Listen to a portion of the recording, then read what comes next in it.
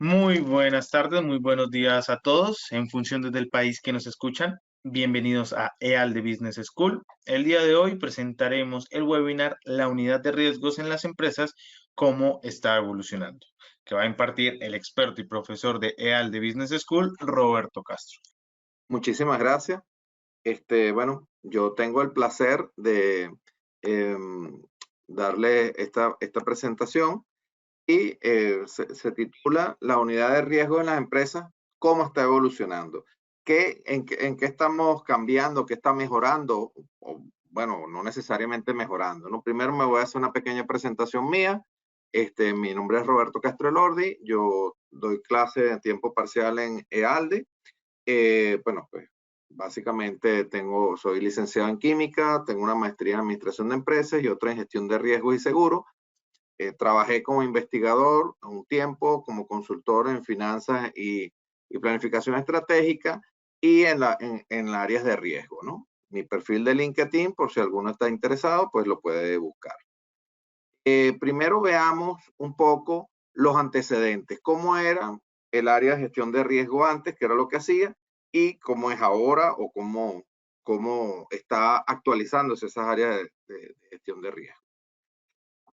Antes de los años 90, ¿qué se hacía en las áreas de gestión de riesgo? ¿Cuál era la forma de trabajar? Pues era una gestión de riesgo reactiva. ¿Qué significaba reactiva? Que las empresas gestionaban sus riesgos luego que los riesgos ocurrían, que los riesgos se materializaban.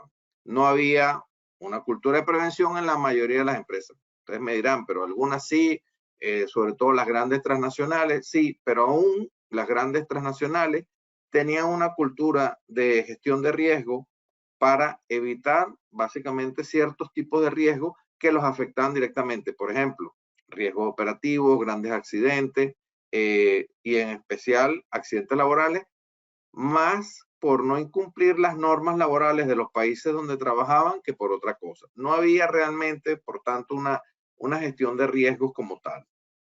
Y se transferían ciertos riesgos. Para los que no lo sepan, la transferencia de riesgo es básicamente cuando tú le das a un tercero, que puede ser una empresa tuya dedicada a eso, pero generalmente es una empresa especializada, o contratas o tienes un contrato que te permita eh, transferir el impacto de ese riesgo, como por ejemplo lo hacen los seguros o o las empresas que compran futuros o otro tipo de instrumentos financieros para transferir algunos eh, riesgos en general financieros, aunque también de otro tipo.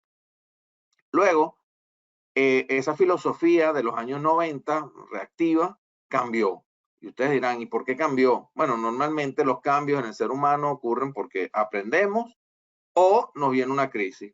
En general, en este tema de los riesgos, ha pasado mucho el asunto de las crisis, ¿no? Y entonces, en el año 90, hubo un estallido de la burbuja inmobiliaria de Japón.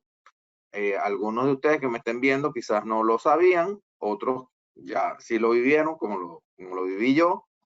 Y esa burbuja inmobiliaria en Japón eh, provocó pues un problema financiero grande en Japón que afectó al resto del mundo. Y sumado a eso, en el año 92, si no recuerdo mal, hubo la guerra del Golfo, la invasión, o sea, Kuwait fue invadido por Irak. Saddam Hussein era el que mandaba en Irak, invadió Kuwait y luego, bueno, pues una coalición liderada por Estados Unidos, bueno, que realmente fue el que más aportó a todo esto, invadió Kuwait y recuperó Kuwait de Irak, ¿no? Entonces, claro, todo eso generó problemas financieros, problemas, bueno, de otra índole también, que obligaron o presionaron a un cambio en la forma de trabajar los riesgos a nivel mundial. Y empezaron a ver las empresas, pues varias cosas, ¿no? En especial temas de riesgos financieros, ¿no? Ustedes pensarán, bueno, pero ¿qué tiene que ver una guerra con un riesgo financiero? Bueno, porque Kuwait e Irak eran dos países productores de petróleo y pues evidentemente todo esto impactó el precio del petróleo, hubo volatilidad en el precio de las acciones de todo tipo, no solamente acciones de empresas petroleras, porque el petróleo al final es la energía todavía, pero en esa época todavía más, la energía que movía el mundo, pues la energía primaria, pues buena parte de la energía provenía de ahí.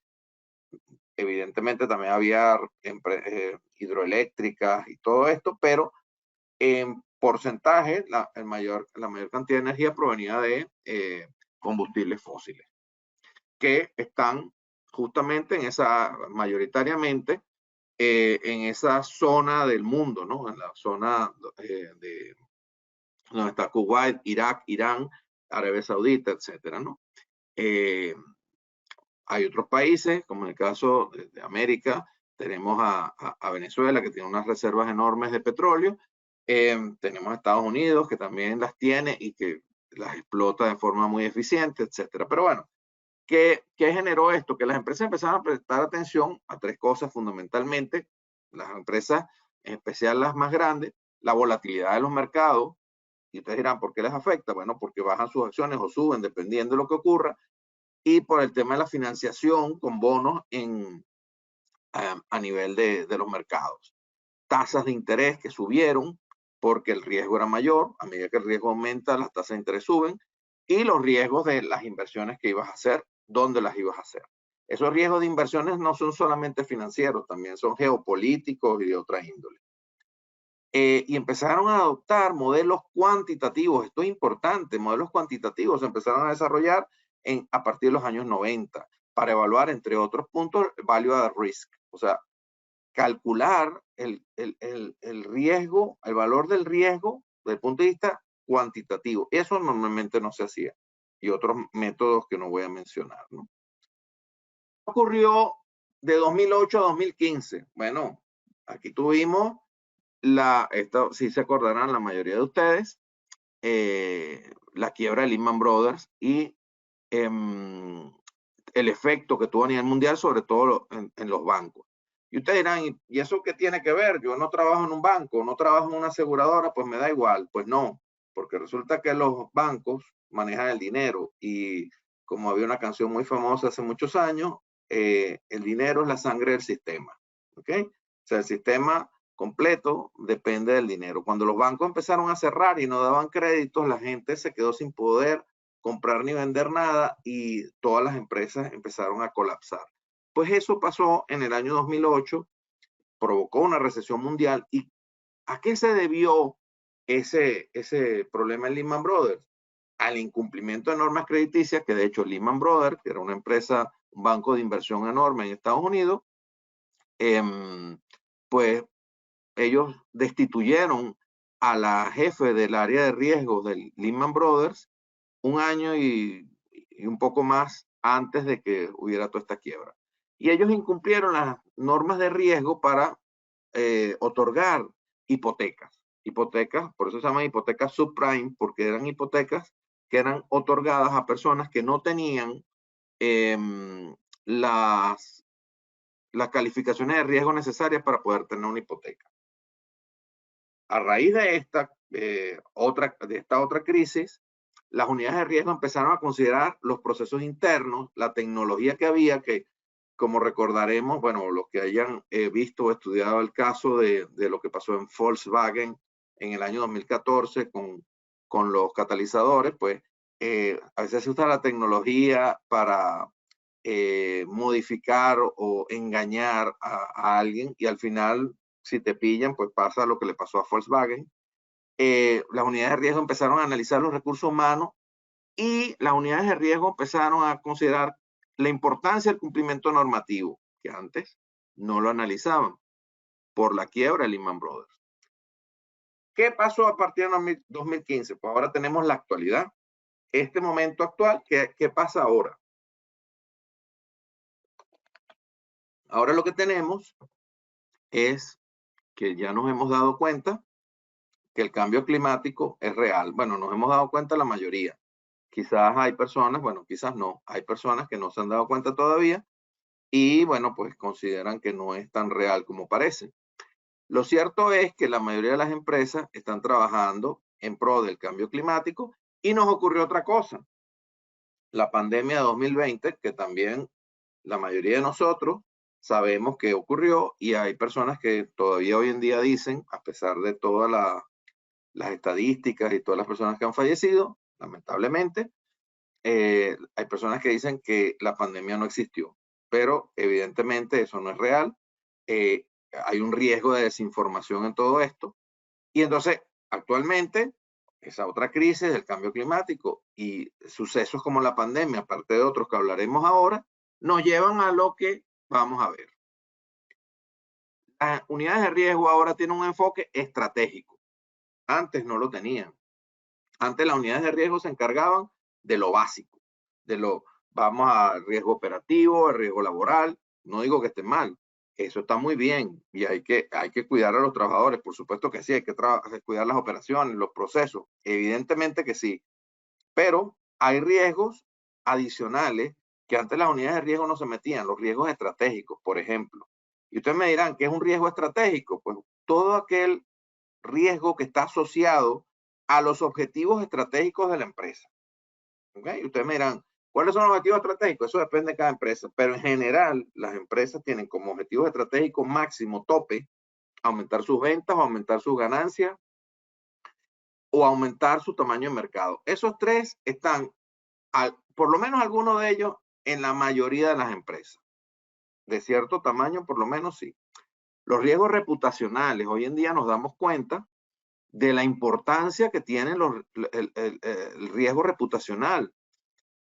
Hay empresas que han sufrido pérdidas muy, muy importantes por pérdidas reputacionales. No sé si ustedes han visto alguna vez el video del pasajero que fue desalojado de un vuelo de una aerolínea, creo que era United Airlines de Estados Unidos. Él quería hacer un vuelo, tenía su pasaje y todo, había sido sobrevendido y ellos decidieron sacarlo y lo golpearon y todo. Bueno, pues ese pasajero denunció a la empresa, pero no fue tanto la pérdida de dinero que tuvieron que pagar por lo que le hicieron, sino por la caída reputacional que tuvo la empresa. Los riesgos legales. Esto antiguamente el área de riesgos no se encargaba de verlo porque lo veía el área legal. No, el área de riesgos tiene mucho que hablar de esto. Y evidentemente, como ya mencionaba en la introducción, los riesgos ambientales, porque tenemos un problema con el cambio climático y todas las empresas, todas las personas tenemos que colaborar para reducir el impacto en el medio ambiente de todas las acciones que tomamos como seres humanos. Entonces, por lo tanto, hay un riesgo ambiental y eso debe ser analizado también por el área de riesgo, ¿no? Todo esto en conjunto con la alta dirección, o sea, con los que mandan en la empresa, con la junta directiva. Otra cosa que, por supuesto, hay que mencionar es el uso de la inteligencia artificial. Porque hoy en día, desde hace, bueno, 1 año, 2 años, la inteligencia artificial no es que antes no existiera, es que ahora es masiva, el uso es más o menos cotidiano, muchas personas lo utilizan o lo utilizamos, y entonces la inteligencia artificial también se utiliza para la evaluación, para la gestión de riesgo. Y no solamente para gestión de riesgo, se utiliza para muchísimas otras cosas, ¿no? Pero ahora que estamos hablando de la gestión de riesgo, ¿para qué se utiliza? Bueno, vamos a hablarlo. Modelos predictivos para la evaluación de riesgo, para poder predecir los riesgos en función de lo que ya sabemos. Ustedes dirán, pero eso lo hacen las personas también. Claro, solo que la inteligencia artificial lo hace más rápido que lo que hace una persona, porque carga datos y hace su proyección. Evidentemente tiene sus fallos, pero se está usando cada día más. ¿Y por qué? Porque pueden analizar datos en grandes volúmenes mucho más fácil que una persona, ¿no? Y hoy en día ya las personas utilizábamos ordenadores para hacer esto. Obviamente había un trabajo manual importante y ahora lo que se está haciendo es que el trabajo sea menos manual. Detección de fraude. Bueno, todos los que tenemos tarjetas de crédito, débito, tal, alguna vez nos habrán llamado, habrán bloqueado una transacción que hacemos o lo que sea, porque un mecanismo automático, que en algunos casos son un algoritmo con ciertos pasos y en otros hay una inteligencia artificial que aprende de lo que uno hace y no hace, detecta un comportamiento sospechoso y detiene una transacción. Pues eso es también parte de lo que hace el área de riesgo de impulsar el uso de la inteligencia artificial para ese tipo de trabajo. ¿Qué más? Automatización de tareas repetitivas para que las personas hagamos los análisis complejos. La inteligencia artificial es muy buena hoy en día en tareas repetitivas y eso está muy bien porque así nosotros nos dedicamos a lo que necesita hacer cosas que la inteligencia artificial no puede. Otra cosa es el análisis de todas las redes sociales. Ustedes dirán, pero ya va, ¿por qué no lo hace una persona? Bueno, primero porque es más distractivo, las personas nos estaríamos viendo más bien la noticia, interactuando, etcétera. La inteligencia artificial lo que hace es leerla y puede lanzar alertas de posibles riesgos reputacionales que nos pueda generar, porque todo esto que les comenté, por ejemplo, del avión del que sacaron, del avión de United, del que sacaron al pasajero a golpes, todo esto se volvió un problema, un siniestro o un problema reputacional enorme para la empresa, porque una persona grabó un video y lo envió a Twitter.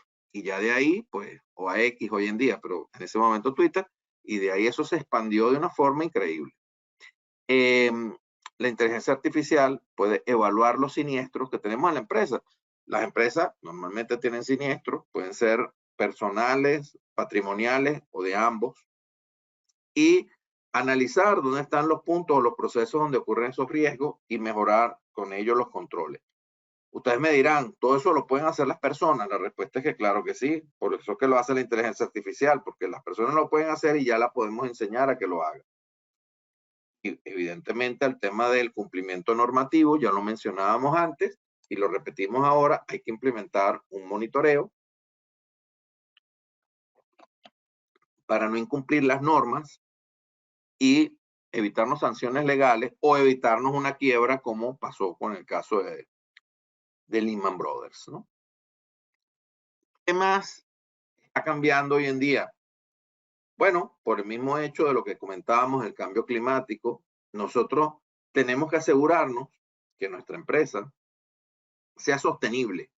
Y ustedes pensarán, bueno, ¿qué significa sostenible? ¿Sostenible es que gane dinero? Pues no, porque todas las empresas ganan dinero, eso ya lo hacían antes. El fin último de toda empresa es ganar dinero. No, la sostenibilidad, como dice aquí, se basa en asegurar las necesidades del presente sin comprometer el futuro. Es decir, yo no puedo decir, yo necesito madera para hacer papel y entonces corto todo el bosque y después cuando no haya árboles me voy a otro bosque. No, tengo que buscar una forma de generar papel, produciéndolo, digamos, de esa madera, pero después volviendo a plantar los árboles para volver a tener madera a futuro. Es decir, esto me permite a mí mantener el medio ambiente, pero además mantener la empresa en el medio y largo plazo, porque las empresas se supone que las diseñamos no para que duren 2 días ni 2 años, sino para que duren 100, 200 años, aunque pocas lo logren, ¿no? Y eso es parte de los criterios ESG, que son environmental, o sea, ambiente, social, o sea, la parte de lo que le damos a la sociedad y el gobierno o governance de la empresa. Bueno, otra cosa que las empresas, las unidades de riesgo están haciendo hoy en día es teniendo mayor transparencia. ¿Y por qué lo hacen? Porque es lo que exigen los consumidores, especialmente, ¿no? También los accionistas, pero los accionistas ya tienen su forma de conocer las cosas. Los reguladores, en caso de existir, si es una empresa cotizada, pues obviamente tiene reguladores. Si es una empresa que está en un sector regulado como farmacéutica, seguro, banco u otro que esté regulado, pues también, pero si es una empresa mediana que no esté que no tenga acciones en bolsa y que no sea un sector regulado, pues uno podría decir, bueno, entonces no tiene por qué ser transparente. No, sí tiene que serlo porque los consumidores también exigen y los consumidores dirán, si tú a mí no me explicas de dónde salen tus productos, de dónde sale tu materia prima, yo quizás no te compro, le compro al competidor que sí me lo explica, ¿no? Y eso hay que estar claro. Y el área de riesgo, evidentemente, es un área que es parte integral de la empresa o debe serlo. Y por lo tanto también tiene que ser analizada por las áreas de cumplimiento y por el área de auditoría, ¿no? No pensemos que porque estamos en el área de riesgo y estamos en la parte de arriba porque reportamos directamente a la junta directiva, no nos va a llegar auditoría. Pues sí, claro que tiene que llegar auditoría y tiene que hacer su respectiva auditoría de si cumplimos o no cumplimos con nuestro trabajo, con lo que deberíamos o con lo que tenemos que hacer, ¿no? Con lo que debemos hacer. Entonces tiene que haber transparencia, esa transparencia tiene que ser reflejada a todos los grupos de interés de la empresa o que tienen que ver con la empresa, incluyendo, por ejemplo, los proveedores. La resiliencia empresarial. Después del tema de la pandemia, nos dimos cuenta de que la empresa tiene que ser diseñada de forma tal de que logre resistir ciertos eventos disruptivos. Por supuesto, el que esté pensando ahora que nos podemos imaginar todos los eventos que nos pueden pasar, pues está equivocado. No nos podemos imaginar todos los eventos. Podemos diseñar planes para enfrentar los eventos que tenemos y debemos hacerlo. Debemos diseñar planes para ello, pero no podemos imaginarnos todo. Y no lo podemos hacer porque nosotros no tenemos una bola de cristal que pueda decir qué es lo que va a pasar. Dentro de los eventos que han pasado o que pasan normalmente en estos últimos 20 años, 15 años, 5 años, los ciberataques han ido aumentando, o sea, los ciberriesgos son de los riesgos que más han subido la tasa de crecimiento más alta de los últimos 10 años. Cada vez hay más, se duplican cada vez de año a año. Uno se preguntará, ¿y podemos protegernos de eso? Bueno, hay medidas que uno puede tomar, tanto preventivas como reactivas, para evitarlos o por lo menos disminuir su impacto. Y esto es importante que entendamos que a medida que utilicemos más estos mecanismos de comunicación, de envío de información, lo que estamos haciendo ahora, pues puede venir un ciberataque más fácilmente. Antiguamente era más difícil hacer un ciberataque porque había menos trabajo de este online, ¿no? Hoy en día, pues la mayoría de los pagos se hacen con tarjetas o por el teléfono o online, básicamente, y al ser así, pues evidentemente estamos más expuestos a ciberataques. Los desastres naturales, gracias al problema del cambio climático, han aumentado no solamente en cantidad de veces, en frecuencia, sino en el impacto. Y eso a nivel mundial. O hace mucho calor, o hace mucho frío, o llueve poco, o llueve demasiado, ¿no? Esto me dirán, esto ya pasaba antes, sí, solamente que antes pasaba menos y menos fuerte, ¿no? Siempre ha habido desastres, pero no al nivel de desastre que tenemos ahora. Y ahora ponemos pandemias. ¿Por qué? Porque acabamos de pasar una. Eso no significa que no pueda pasar otra. Recordemos que han pasado varias pandemias y a veces olvidamos que ha habido pandemias que no han tenido el impacto que ha tenido esta pandemia del COVID-19, pero hubo una de gripe aviar, hubo una pandemia, bueno, el VIH, muchas personas, la pandemia del VIH, muchas personas no lo consideran una pandemia, otros sí, pero al final hubo muchísimas personas infectadas y bueno, buena parte de ellas fallecieron, ¿no? Quizás es una pandemia un poco diferente, pero es una pandemia al final del día, ¿no? Hubo otras, y si nos remontamos a 100 años atrás, pues la pandemia que llamaban gripe española, que realmente fue la gripe que vino después de la guerra, pues también. Entonces, para todo esto, las empresas tienen que tener un plan de cómo sobrevivo yo a todo esto. Y es un plan de continuidad de negocio. Es decir, ¿qué tiene que hacer la empresa? ¿Qué plan tengo si me ocurre algo de esto? El plan no va a considerar todo, pero va a tener ciertos puntos críticos de producción, de finanzas, de mercadeo, de transporte, logística, qué sé yo, para poder mantener unas comunicaciones mínimas, unas ventas mínimas y un proceso mínimo mientras ocurre una situación como esta, ¿no? Y por último, la integración, otra cosa que ha cambiado en la actualidad, de la unidad de riesgo en la empresa.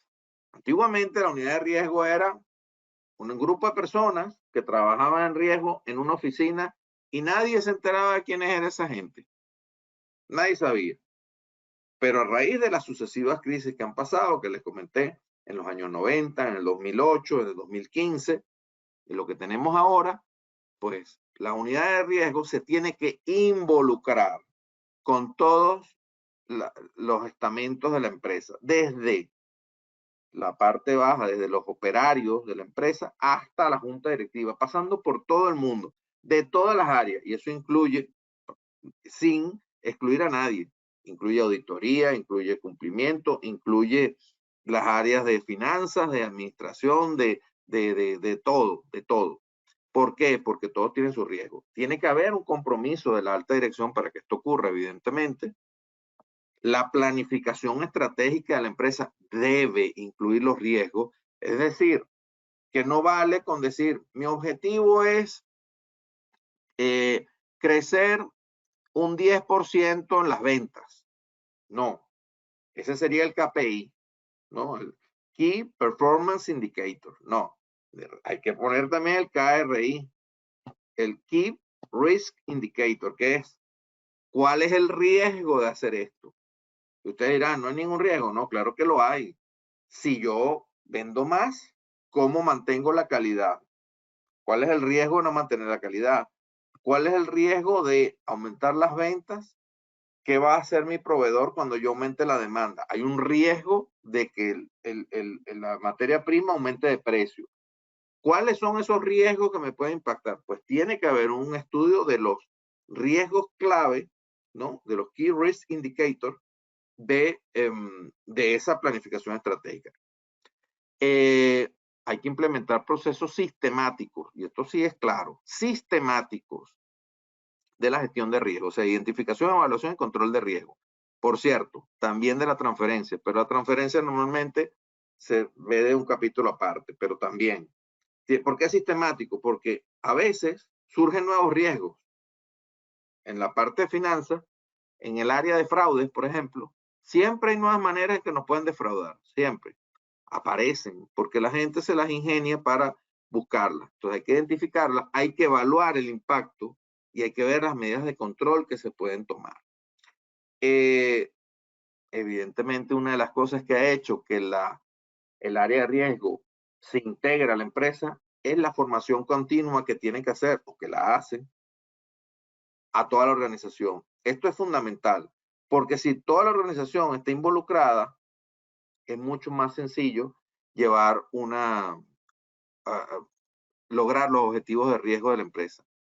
Y una vez que ya se le ha dado la formación continua, que hay una implementación de procesos sistemática de identificación, evaluación y control, que los KRI están estudiados y que hay un compromiso de la alta dirección, entonces es que se empieza a desarrollar una cultura de riesgos dentro de la empresa. Y eso permite que todos los empleados, todas las personas que trabajan en esa empresa, vean en pro de los riesgos de la empresa, porque todos dependen de ella. Es decir, los que trabajan en la empresa, que podrán decir, yo no soy accionista, yo no gano nada. No, no, tú ganas tu salario y si la empresa quebrara, tú te quedarías sin trabajo y ya veríamos si podrías conseguir otro o no. Entonces, es parte de ese desarrollo de una cultura de riesgo que permita que todas las personas interactúen, y eso es a lo que ha llegado o a lo que están trabajando en la mayoría de las organizaciones. Bueno, en resumen, para no hacer demasiado largo esto, un pequeño resumen, se basa, las direcciones más importantes a las que se dirigen son 4, ¿no? La estrategia de la empresa está evolucionando hacia eso, llevar la estrategia de la empresa, las decisiones empresariales, objetivos estratégicos y sus riesgos asociados. ¿De acuerdo? Sostenibilidad, orientar el desarrollo de la empresa con el valor ambiental, social, económico a medio y largo plazo. No vale a corto plazo. El corto plazo puede ser que algunos piensen que todo vale. Se supone que hacemos empresas para que duren, ¿no? La tecnología. Tecnología incluye sistemas, incluye dentro de esos sistemas inteligencia artificial, y hay que impulsar ese desarrollo tecnológico para gestionar esos riesgos de forma cada vez más efectiva, porque cada vez los riesgos pueden ser más rápidos. Por ejemplo, los ciberriesgos son extremadamente rápidos. Una vez que uno recibe un ciberataque, pues es muy rápido, ¿no? Cómo se desarrolla todo y hay que tener maneras de detectarlo y detenerlos lo antes posible. Y por último, la resiliencia, ¿no? El desarrollo e integración de la gestión de riesgo en la empresa permite que la empresa pueda soportar mejor cambios, problemas, situaciones complicadas, tanto a nivel interno como externo, que las de nivel interno no la hemos hablado, porque, digamos, más o menos se, se, se ha controlado en el tiempo, pero también podría haber que si huelgas, problemas internos, situaciones de corrupción dentro de la empresa, que también tiene que haber formas de adaptarnos a ellas, ¿no? A lograr controlarlas y eliminarlas. Entonces, estas son las grandes eh, eh, direcciones hacia donde está evolucionando las unidades de riesgo. Yo les dejo los contactos de ALDE y voy a empezar a contestar las preguntas que me hayan hecho. Vamos a ver por aquí. Muy bien. A ver, por aquí me dicen, me interesa el riesgo de seguridad de la información. ¿Qué porcentaje de las empresas en la actualidad tiene un departamento de gestión de riesgo de seguridad de la información? Bueno, de las empresas grandes, yo diría que todas. De las empresas medianas, yo diría que entre un 40 o un 50%, por lo menos aquí en España. Sin embargo, las que no lo tienen, lo subcontratan. Y para que les hagan un trabajo, contratan otras empresas que le hagan ese servicio porque necesitan eso. Me dicen por aquí, me gustaría saber, según su experiencia, qué estrategias se podrían realizar dentro de una organización para fomentar una buena cultura de riesgo. Mira, la primera estrategia que hay que tener para fomentar una cultura de riesgo es tener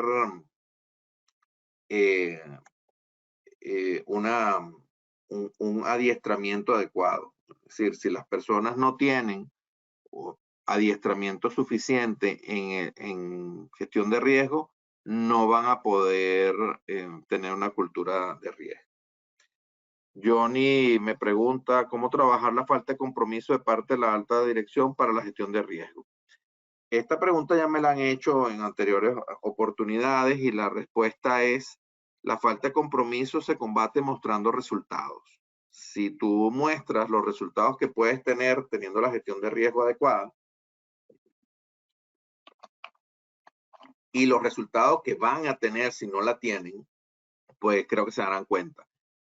Eso en las empresas grandes seguro. En las empresas medianas probablemente también funcione. En las pequeñas tienes el inconveniente que muchas veces eso se maneja desde el punto de vista familiar y ahí sí ya tienes otros problemas.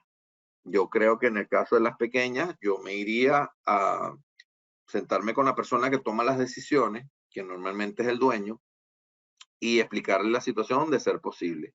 Y si no, a alguien que sea cercano a él, porque ahí es más difícil mostrarle los resultados. Aquí me dice José, a nivel estratégico es también importante observar las implicancias sociales desde los grupos indígenas hasta otros grupos vulnerables. Bueno, yo creo que es importante que a nivel estratégico se considere a todas las personas que son parte de la empresa y parte de los consumidores de la empresa o parte de los empleados de la empresa. Yo creo que sí es importante que que se vea eso a nivel estratégico y que las personas, porque al final sean grupos indígenas o grupos vulnerables, si hay una implicación social, si hay un impacto social, se tiene que considerar, ¿no? No solo por los criterios ESG, sino también porque al final son personas que están interesadas, ¿no? Por aquí me dice, a ver,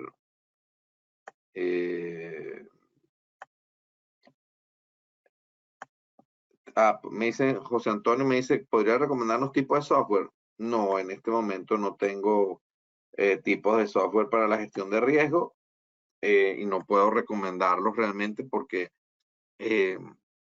los que uso, pues bueno, son los que me dan, no, realmente no puedo recomendarlos como tal, ¿no? Bueno, no veo más preguntas. Aquí me coloca Faisal. ¿Qué estrategia se puede implementar para el riesgo reputacional? Bueno, el riesgo reputacional es más difícil de todos, porque es muy difícil de predecirlo. Puede ocurrir cualquier cosa, es decir, tú puedes considerar que lo hiciste bien y otras personas lo evalúan de otra forma. Algo tan sencillo como que das una declaración en un medio de comunicación y alguien se siente ofendido. ¿Ok?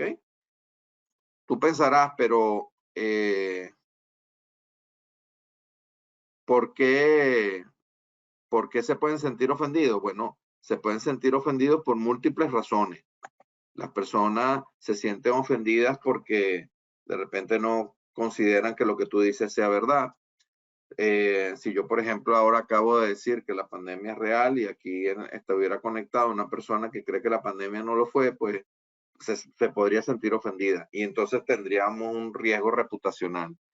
Y protegerse de eso, la mejor forma es, en mi opinión, estar pendiente de lo que se hable de la empresa, es decir, tener un software de inteligencia artificial que te revise las redes sociales de la empresa y luego que ese software detecte alguna anomalía, contestarle a la persona de forma inmediata y en forma privada, y si te responde de forma pública, responder de forma pública con los principios y valores de la empresa. Es decir, ¿cuáles son los principios y valores de la empresa que tiene que tener? Mira, la empresa produce esto, hace esto y esto. Y nuestros principios y valores son estos, que a lo mejor no son los mismos que él. Entonces, pues la persona se puede molestar, pero tú estás defendiendo los objetivos de la empresa. Y las personas que lo lean en las redes sociales, pues tomarán su decisión hacia dónde se decantan, ¿no? Pero tú no le vas a poder gustar a todo el mundo, eso es una realidad. Me dicen por aquí Karen, ¿qué metodología recomienda para la gestión de riesgo? Bueno, yo considero que hay varias metodologías. No me gusta decantarme por una en específico, la de la ISO 31000 está muy bien. Considero que en mi opinión es la mejor.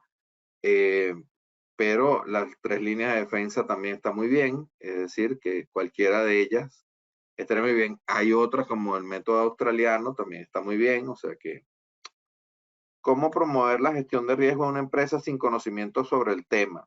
Me dice Coral. Bueno, mira, Coral, eso es como que yo tratara de promover, no sé, el uso de, no sé, de un software de compra de acciones si no lo he usado, ¿no? Si yo no tengo conocimientos de algo, mejor que no hable de ello. Yo, por ejemplo, sé poco de automóviles, muy poco, realmente lo básico, muy básico. Yo, si tú me preguntas a mí qué coche te recomiendo que te compres, yo no te podría decir, o más bien, sí te podría decir, pero quizás no sea el mejor realmente, porque para mí un automóvil es un objeto que tiene 4 ruedas, un motor y que te lleva y te trae de donde tú quieres. Eso es para mí. Ahora, yo digo eso y a lo mejor a alguien que le encantan los automóviles dice que yo no sé lo que estoy hablando, que lo mejor es un Ferrari, un Lamborghini, un no sé qué, un no sé qué más. O si quiero ir a la montaña, lo mejor es un Jeep o un Toyota. Entonces, no. Entonces, lo mejor es que obtengas los conocimientos para promover el tema que tú quieres, en este caso de riesgos, y luego que tú tengas el conocimiento, entonces promuevas ese tema. Y si no, te buscas a alguien que tenga los conocimientos y promueva el tema. Porque si tú tratas de promover algo que desconoces, no te va a salir bien, en mi opinión. Me pregunta Faisal, ¿existe alguna metodología para el riesgo reputacional? Bueno, ya te comenté que es muy difícil y que no hay una metodología como tal, sino que hay que revisar las redes y tratar de buscar tener un sistema de comunicación para bloquear los ataques, ¿no? La construcción de la credibilidad de la institución es clave para su sostenibilidad. La transparencia la mantiene al interno de comunidad. Me escribe José Ventura. Pues sí, es verdad. Bueno, ya no tengo más preguntas. Yo me alegro de haberles dado este seminario. Espero que les vaya muy bien y que se inscriban en ALDE si así lo consideran pertinente. Van a tener cursos muy interesantes. Uno de ellos conmigo, uno de los módulos. No soy el único profesor, somos como 10, 12, no recuerdo bien. Entonces, pues bueno, tendrán esa experiencia. Muchísimas gracias a todos y que la vaya muy bien. Hasta luego.